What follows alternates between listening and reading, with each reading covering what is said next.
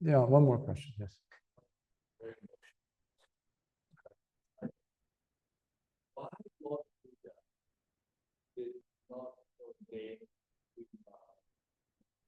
Prajapati. understand what is his condition? Oh.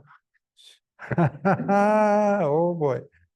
So in case you didn't hear, the question from Wichi was, why did Lord Buddha not ordain until she accepted those conditions, Queen Mahapajapati? If you ask modern day Bhikkhunis, or they will say, oh, that was a later thing. It was later added by male misogynists. I've actually seen people writing that, and they're Bhikkhunis, they're in robes. So coming back to your question, I don't recall all 8 of them, but it had to do with basically hierarchy. To have the Bhikkhunis respect the Bhikkhus under all conditions, so long as their safety is not in danger. So there were, I think, 8. You can find it online. Bhikkhu Bodhi has written on it, and I think there's the book you have over there, The Great Disciples of the Buddha. I think it might also be there in it, listed. Again, some people, including some prominent bhikkhus, have joined that camp that say, oh, this is something that was added later. In this integrated society where there's all about political correctness, where no one says this is black, this is white anymore, where the Dhamma is being dumbed down, what you have is also the Dhamma is being polluted. So for that reason, many people say that those 8 are added later. Because it is, if you look at it from today's point of view of women and men being absolutely equal, you will have some problems with these 8 immediately. For example, I don't remember the order, but a few of them I remember, such as the Bhikkhuni has to walk behind the youngest ordained Bhikkhu in line, let's say on Pindapada, or if they're going for food or something, a procession or something, they will be the last, even if that Bhikkhuni has been in robes for 100 years. So today's feminist point of view, this is unacceptable, of course. It's like, you're just asking for trouble, right? What else? There's at least 7 more. I read them a few times. Do you remember a few of them, Samadina?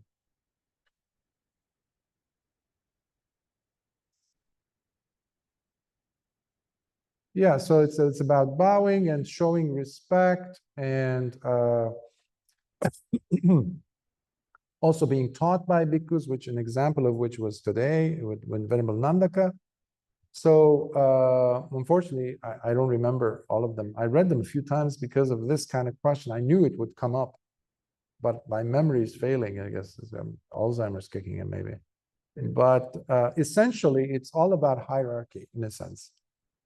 But it was also I'm not aware as to why Lord Buddha had instituted these. But it is dangerous to presume that these were immediately, the first thing that comes to mind is these were added later, which today's many of, not just bhikkhunis, but bhikkhus also. A few of my earliest teachers, one in particular, he was the first one to start ordaining bhikkhunis in the West in the 90s, against everyone else's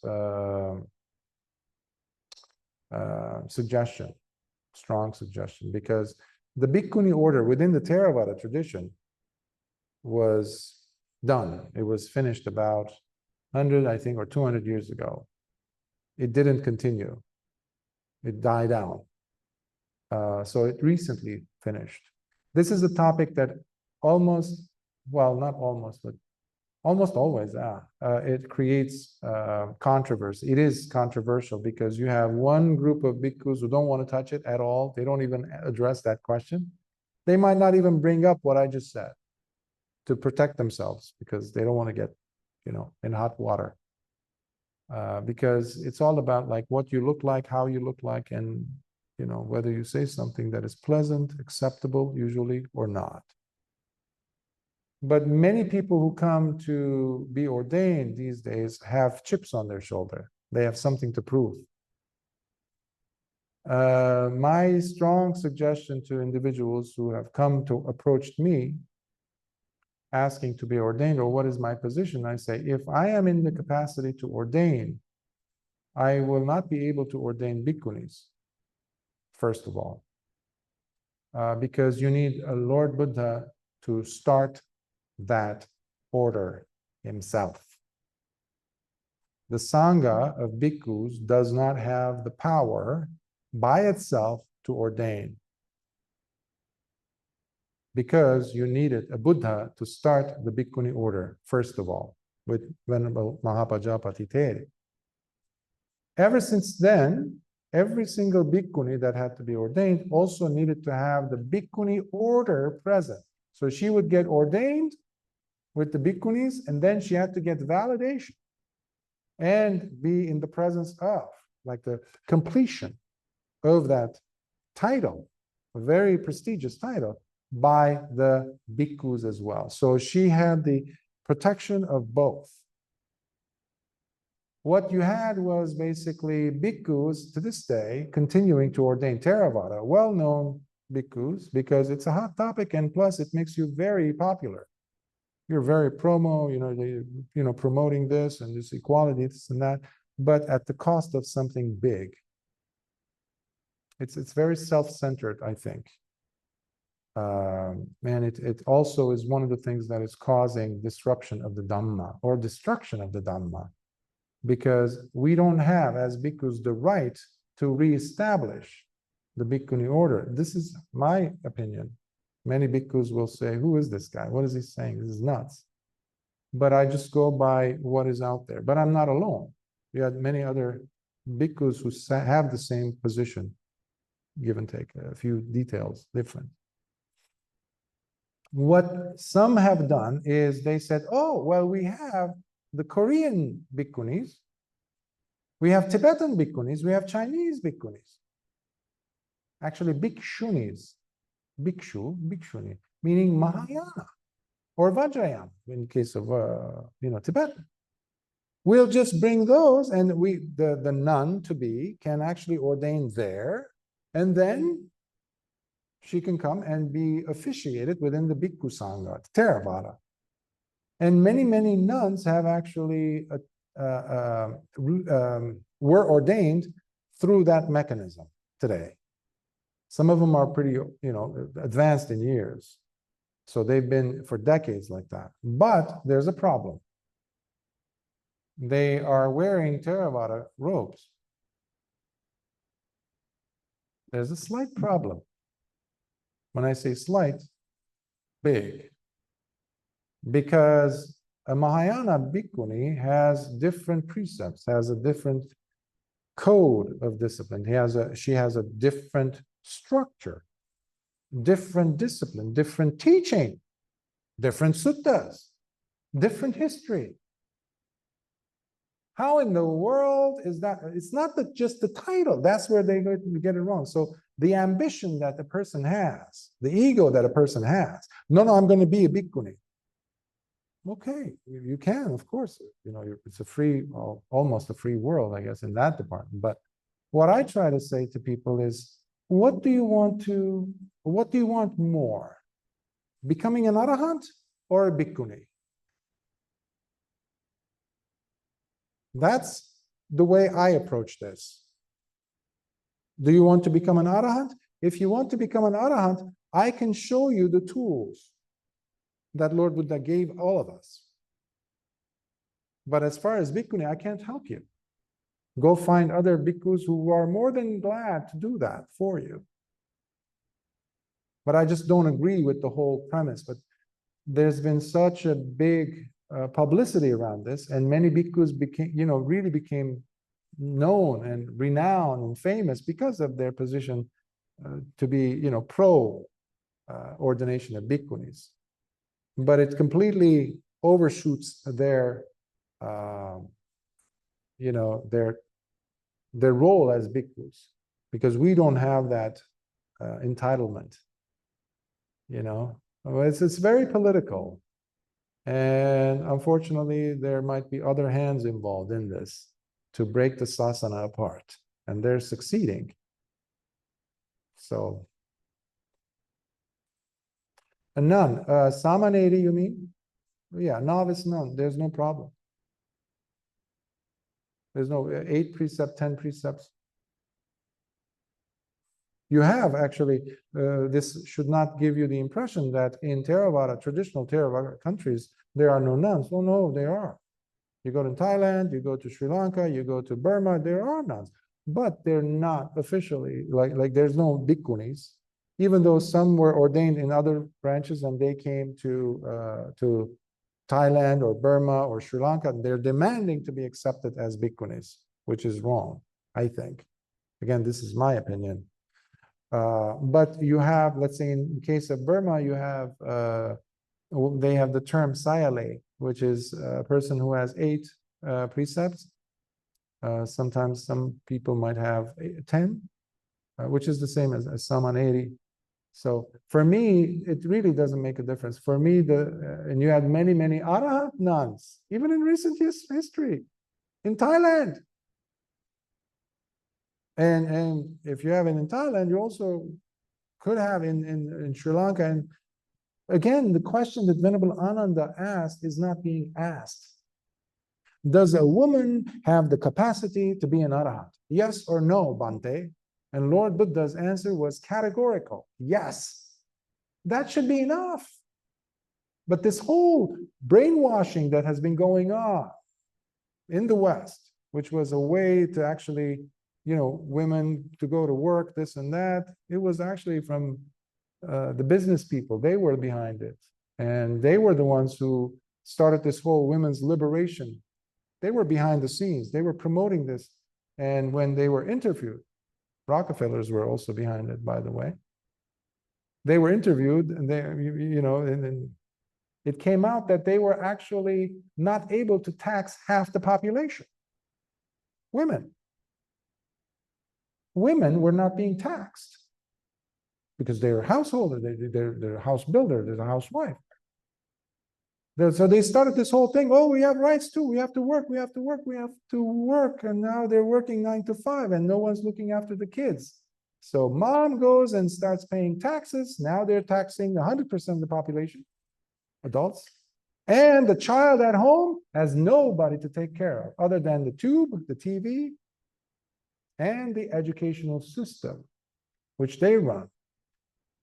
So now the parents don't own the child. They don't have control over what goes in the mind of the child, because mom used to be at home, or the grandmother, taking care of what's going into your mind, teaching you, culturing you. That we don't have. That's why you see all of these cultures in ruin, cultural values gone.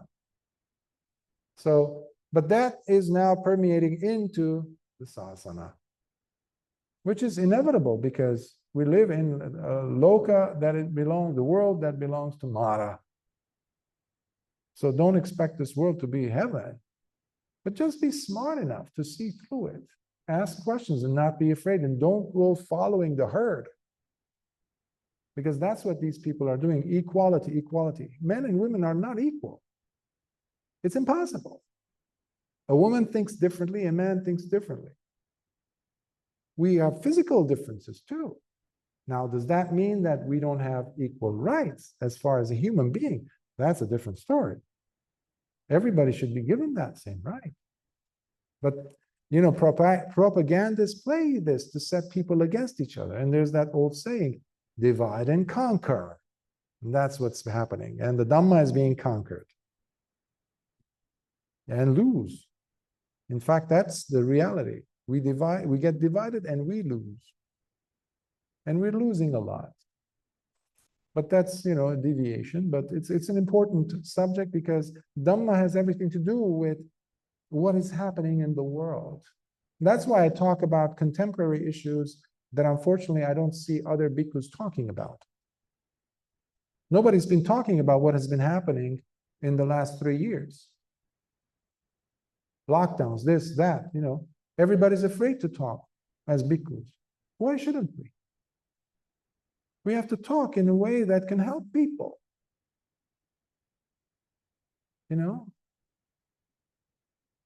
So we have to have our feet on the ground as we're practicing the Dhamma to have a deeper understanding and appreciation of the Dhamma, to really feel like we're doing something, first with our life and also with the society.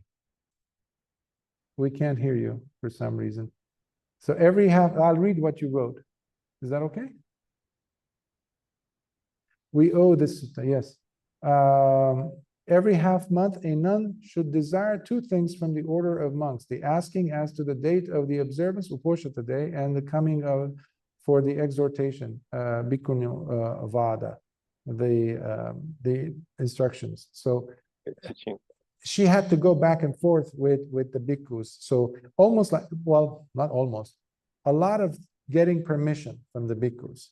And many bhikkhunis didn't like that eventually. And they started coming after Venerable Mahapajapati Theri. How could you agree to these 8 things?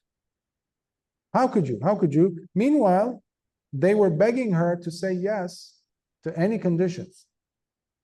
So when they became bhikkhunis, they went against Venerable Mahapajapati, backstabbing her with words and with criticizing her.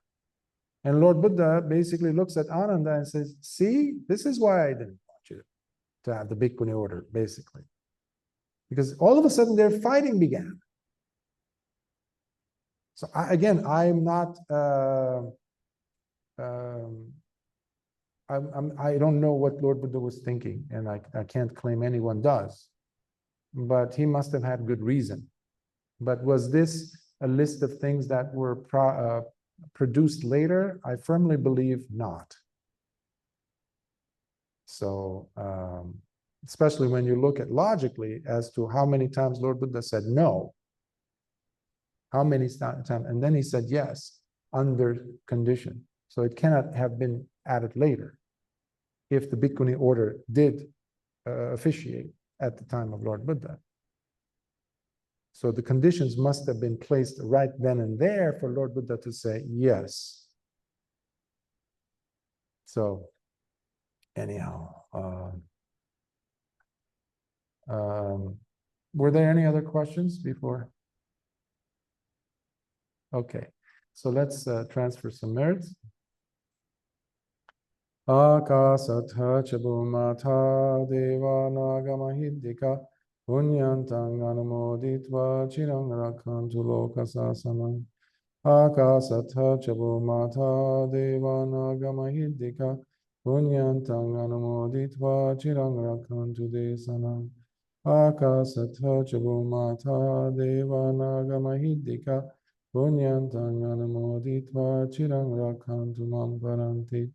Ettavata cham hehi sambadang punya sampadang sabbe deva namodantu sabba sampati siddhiya.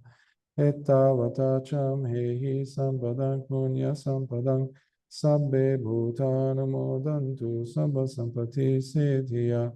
Ettavata cham hehi sambadang punya sampadang sabbe satta namodantu sabba sampati siddhiya. Sadhu, sadhu, sadhu.